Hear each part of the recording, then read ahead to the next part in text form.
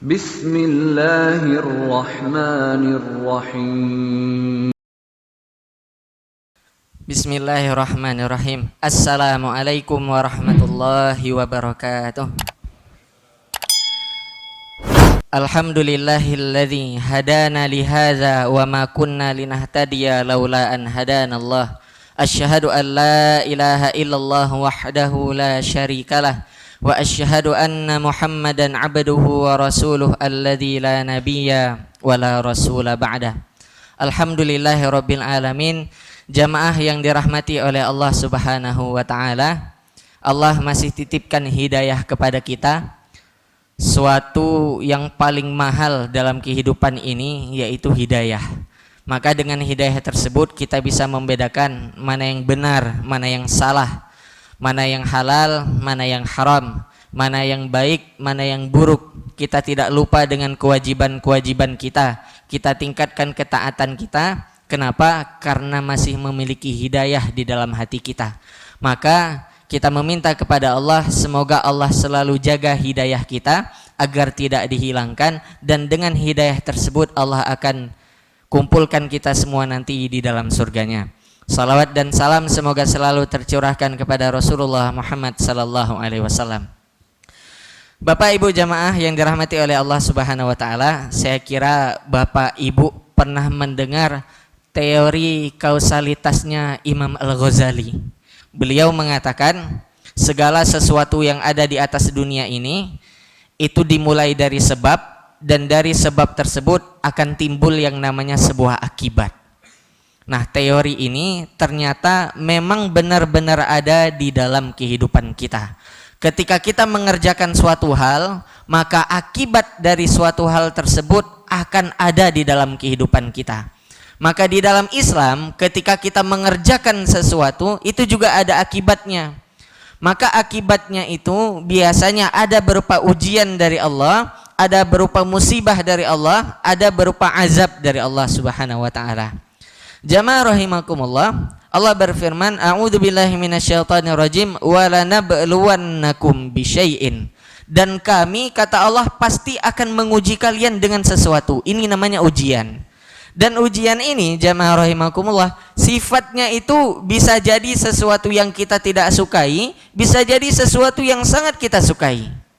Contoh, orang miskin itu ujian. Ujian untuk mengetes sejauh mana kesabaran yang dia miliki.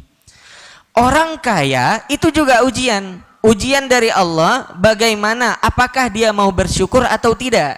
Itu ujian. Nah, kemudian yang kedua, akibat dari perbuatan kita itu bisa mengundang yang namanya musibah. Musibah itu jamaah rahimakumullah adalah Allah berikan teguran kepada seorang mukmin, kepada seorang muslim ketika dia sudah mulai lupa dengan kewajiban-kewajiban Allah. Maka kita tahu alladzina idza asabathum musibah qalu inna lillahi wa inna ilaihi rajiun. Poin dari kalimat ini adalah kita harus sadar bahwasanya suatu saat kita akan kembali kepada Allah.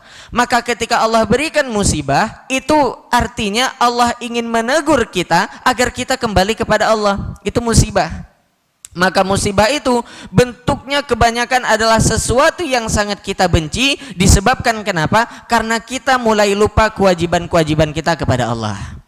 Dan yang terakhir jamaah, itu disebut dengan azab. Ini yang paling mengerikan. Azab ini, kata para ulama, kata para ahli tafsir, jika dia diperuntukkan kepada orang mukmin, kepada orang muslim, biasanya ini menjadi pelajaran yang paling keras. Kenapa? Karena biasanya di dalam Al-Quran, bahasa azab itu diberikan kepada orang kafir. Tapi kalau azab itu jatuh kepada kaum mukmin, jatuh kepada kaum muslim, ini bisa menjadi teguran yang paling keras dari Allah. Sedangkan makna azab yang kedua, yaitu bencana yang Allah berikan kepada kaum kafir agar mereka, mohon maaf kalau kita baca di dalam Al-Quran itu, dipunahkan oleh Allah. Maka kita tahu kisah kaum Ad, kaum Samud. Apa yang ditimpa ke atas mereka? Bukan musibah, bukan ujian, tapi azab. Ketika azab ditimpakan kepada mereka, apa yang terjadi? Mereka punah, tidak satu pun dari mereka yang tersisa. Begitu juga kaumnya Nabi Lut, kaum Sodom itu. Ketika mereka berbuat salah, mereka berbuat fahisyah, melampaui batas, oleh Allah diturunkan apa? Bukan ujian, bukan musibah, tapi azab. Sehingga apa? Kaum Nabi Lut punah semuanya, tidak tersisa satu orang pun. Yang tersisa itu adalah sifat-sifat mereka. Jamaah rahimakumullah, maka nah, ini sekarang menjadi pembahasan inti kita. Sekarang kita tidak tahu apakah sedang diuji oleh Allah, sedang diberikan musibah oleh Allah, atau sedang diberikan azab oleh Allah Subhanahu wa taala. Yang di depan itu kita tahu ada bannernya, pihak rumah sakit sudah nempel, itu tentang COVID-19 atau tentang novel coronavirus, tentang virus corona ini. Barusan saya buka. Menurut data John Hopkins CSSE hari ini, sampai hari ini yang terinfeksi, jumlah orang yang terinfeksi virus corona itu sebanyak 110.034 orang. 110.034 orang. Dan data ini mengatakan yang paling banyak itu ada di Cina, peringkat kedua itu ada di Korea Selatan, peringkat ketiga itu ada di Italia, kemudian ada di Iran, Jerman, dan berikutnya. Nah, kalau di Indonesia wallahu alam katanya sudah 6 orang ya, hari ini nambah 2 orang. Nah, Bapak Ibu jamaah rahimakumullah, coba kita pikirkan, ini sebenarnya ujian, azab atau musibah? Kenapa? Karena baru cuman satu tentara yang Allah kirimkan yang namanya virus corona ini, satu dunia ketakutan semua sekarang. Semuanya ketakutan. Kenapa? Karena memang oleh Allah itu baru satu dikirim ini. Pelajaran yang paling penting dari virus ini adalah Allah kepingin lihat bagaimana ketakutan kita itu. Dan itu terbukti jamaah. Bagaimana kita takut dengan virus ini, sampai-sampai dari virus ini juga selain Allah perlihatkan ketakutan manusia, Allah perlihatkan kelemahan manusia, Allah juga perlihatkan dari kasus virus ini, apa yang diperlihatkan oleh Allah? Keserakahan manusia. Ini dia, keserakahan manusia. Coba kita lihat, begitu virus corona masuk ke Indonesia, ada 2 orang suspeknya, tambah 4, hari ini 6, semuanya ketakutan. Apa yang terjadi? Kita akan melihat bagaimana orang di Indonesia serakahnya luar biasa. Yang kaya, nah ini yang kita sebut dengan ekonomi kapitalis itu. Yang kaya itu dengan kekayaan yang dia miliki, dia akan pergi ke apotik, pergi ke rumah sakit, pergi ke tempat orang-orang yang menjual alat kesehatan. Apa yang dia lakukan? Dia beli semua maskernya. Kemudian dia beli hand sanitizernya, dibeli semuanya. Pertanyaannya, apakah perbuatan seperti ini baik? Sedangkan di dalam Islam itu menimbun barang untuk menyelamatkan hidup atau dia untuk memperkaya dirinya, itu dilarang oleh Nabi. Hadisnya dari Ma'mar, Nabi SAW bersabda, man ihtakara, barang siapa yang menimbun suatu barang, fahuwa khati'un, maka dia pendosa. Maka kita lihat sekarang itu musibah ini dijadikan ladang bisnis. Saya kaget itu ketika buka salah satu aplikasi belanja online itu, jual masker 1 kotak itu harganya 8 juta. Lah, ini masker biasanya kita beli itu 1.000 satunya, sekarang 1 box itu 8 juta harganya. Maka kita akan lihat bagaimana serakahnya manusia. Dan dari kasus serakahnya ini kita belajarnya apa? Kehidupan di dunia ini manusianya semakin jahat, manusianya semakin durjana. Bagaimana tidak Bapak Ibu, yang uangnya banyak, dia akan beli masker sebanyak-banyaknya. Tujuannya untuk apa? Mempertahankan hidupnya, mempertahankan eksistensinya di atas dunia ini supaya dia nggak mati. Sedangkan kita yang tidak mampu, yang nggak punya uang, mau beli apa? Mau pakai apa? Ketika yang kaya-kaya bisa beli masker semuanya, bisa beli pencuci tangan semuanya, kita yang miskin mau beli apa? Nggak ada uang kita untuk beli. Akhirnya apa? Diajarkan dari kasus ini, yang kaya bertahan hidup, yang miskin dibiarkan mati semuanya. Padahal kita tahu sendiri, dokter-dokter ahli medis sudah menjelaskan, pakai masker sekalipun tidak menjamin bahwasanya kita tidak akan kena virus corona. Tidak menjamin sekalipun. Bahkan dokter-dokter kita juga menyampaikan, yang harusnya pakai masker siapa? Yang sakit, yang batuk, yang bersin, yang pilek, yang demam, dia yang pakai masker. Kita sekarang di Indonesia apalagi, karena ketakutannya luar biasa, dibesar-besarkan, yang nggak sakit pun udah pakai masker. Kita lihat ini semua orang udah macam Ninja Hattori, semuanya pakai masker ini. Maka jamaah rahimakumullah, kita lihat sekarang, ketika semua orang beli menimbun masker ini, dia menimbun obat-obatan, yang miskin nggak punya apa-apa. Nah, terjadi yang kita lihat di berita-berita itu. Karena udah nggak ada masker lagi, stok masker habis, di market-market habis, di apotek-apotek habis, nggak ada masker, pelariannya pakai apa? Mohon maaf, pembalut wanita ditempel di sini. Nggak ada pembalut wanita, pakai apa? Pakai pampers bayi dimasukkan kepalanya, jadi macam helm itu. Yang paling parah, mohon maaf, apa? BH dipakai ditempel di sini. Kenapa? Udah nggak ada masker lagi. Maka jamaah rahimakumullah, Allah ajarkan ketakutan, Allah ajarkan kelemahan kita, dan Allah ajarkan kepada kita keserakahan manusia pada momen-momen seperti ini. Maka jamaah rahimakumullah, padahal pelajaran yang paling penting dari musibah virus corona ini yang sudah mendunia ini adalah kita harus tahu bahwasanya ini ketetapan Allah untuk menguji kita. Entah itu bentuk ujiannya itu ujian atau musibah atau azab, ini Allah nguji kita. Tujuannya untuk apa? Agar kita tahu kita ini lemah, kita ini nggak punya kekuatan. Kalau Allah ingin membuat kita dalam kesusahan itu gampang. Makanya tadi saya katakan cuman satu virusnya Allah kirimkan. Terlebih di dalam hadis kan Nabi mengatakan di akhir zaman nanti akan banyak virus-virus mematikan. Sehingga kita akan ketakutan. Yang paling mengerikan, yang paling buat kita kaget tanggal 4 Maret kemarin. 4 Maret kemarin pemerintah kerajaan Arab Saudi mengeluarkan keputusan agar yang melaksanakan umroh diliburkan semuanya. Yang lebih menyedihkan lagi, hari Jumatnya Ka'bah yang dalam sejarah itu tidak pernah kita lihat tawaf itu berhenti, tiba-tiba kemarin diberhentikan, disterilkan, tidak ada satupun yang mengelilingi Ka'bah. Sebegitunya Allah berikan cobaan, teguran kepada kita, kok kita masih nggak sadar-sadar saja. Maka jamaah rahimakumullah, ketika Allah sudah berikan seperti ini, sampai-sampai umroh pun diberhentikan.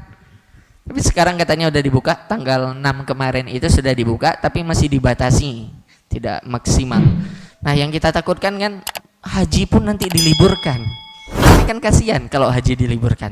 Walaupun dalam sejarahnya sempat 40 kali haji itu diliburkan, 40 kali. Di antara peristiwa besarnya yaitu ketika batu Hajar Aswad dicuri sama Abu Tahir Al-Qaramiti, salah satu sekte Qaramitiyah yaitu Syiah. Ini orang Syiah. Dia mencuri batu Hajar Aswad, dibawa lari, 22 tahun disimpan di Ahsa di timurnya Arab Saudi, baru dikembalikan setelah 22 tahun. Jadi selama 22 tahun hajinya libur. Kemudian terakhir itu kalau tidak salah entah tahun 67 entah tahun 87 itu haji libur. Hajinya libur kenapa? Karena ada musibah seperti ini. Musibah virus. Nah, kita berdoa kepada Allah semoga tahun 2020 ini kalau virusnya nggak berhenti, ini bahaya. Bisa jadi nanti yang mau beribadah kepada Allah, mau melaksanakan haji pun diliburkan. Maka Rasul sallallahu alaihi wasallam mengatakan, "Ma yusibul muslima," tidaklah menimpa seorang muslim min nasabin wala wasabin wala hammin wala huznin wala adza wala ghammin hatta syaukati yushakuha illa kafarallahu biha min khatayahu.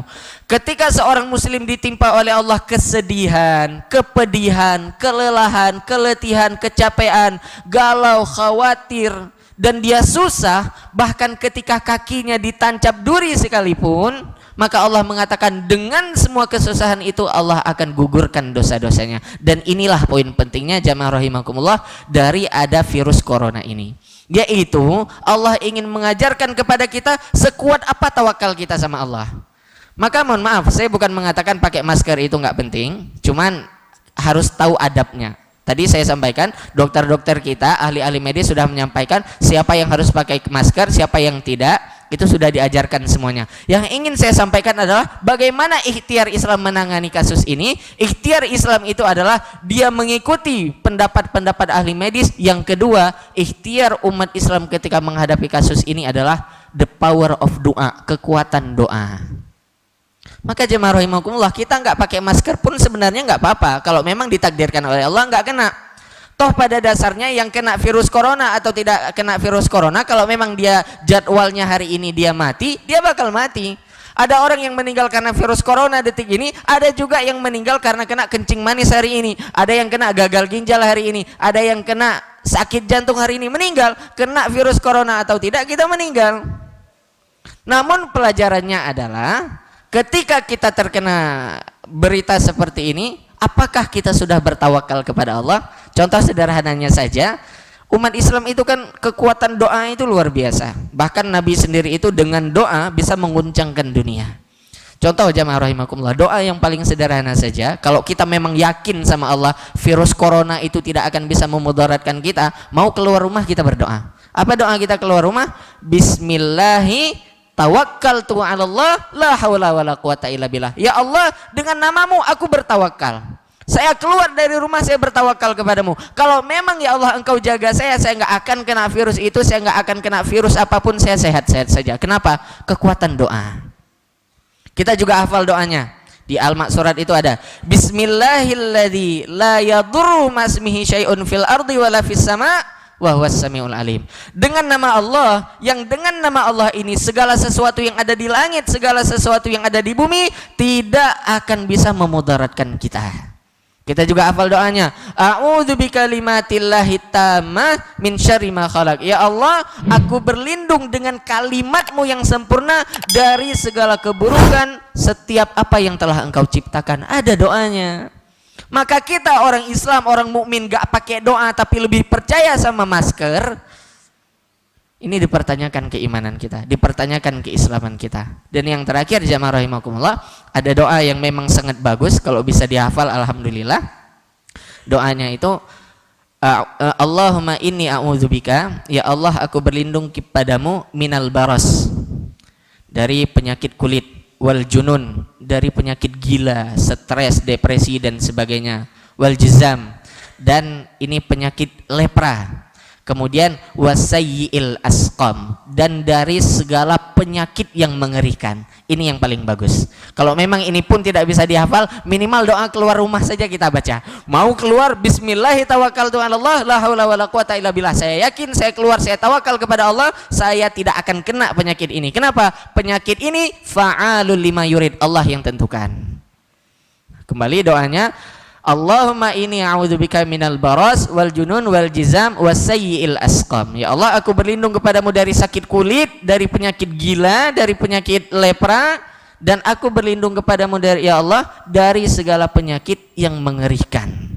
Maka jamaah rahimakumullah, sebagai orang Islam kita punya ikhtiar, tapi di balik ikhtiar itu ada yang jauh lebih hebat lagi, yaitu tawakal kita. Serah diri kita kepada Allah, apakah kuat atau tidak. Kalau serah diri kita kuat kepada Allah, maka semua penyakit itu tidak akan bisa mendekati kita.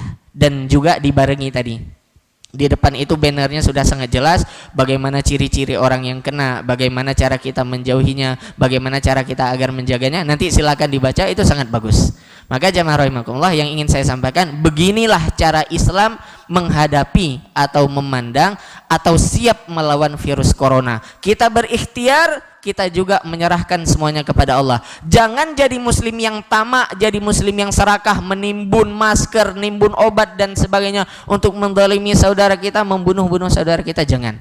Karena faktanya jamaah rahimakumullah, ada yang lebih membunuh daripada virus corona itu, yaitu tadi keserakahan manusia. Itu lebih membunuh. Virus corona itu memang membunuh, tapi ada yang lebih membunuh, yaitu keserakahan manusia. Ketika dia mampu menimbun ini semuanya, kemudian dia biarkan saudara-saudaranya semuanya mati terbunuh. Bukan virus corona yang membunuh, tapi temannya sendiri, tapi saudaranya sendiri. Jamaah rahimakumullah, kita berdoa kepada Allah, semoga Allah jaga kita, dijauhkan kita dari penyakit ini. Ini termasuk sayyi'il asqam, penyakit yang sangat mengerikan. Kita berdoa kepada Allah, semoga kita semuanya, tidak cuma di Lamongan, tidak cuma di masjid ini, semuanya di seluruh dunia, semoga penyakit ini cepat diangkat oleh Allah, ditemukan obatnya, sehingga kalaupun ada saudara-saudara yang kita kena nanti penyakit ini, segera disembuhkan oleh Allah.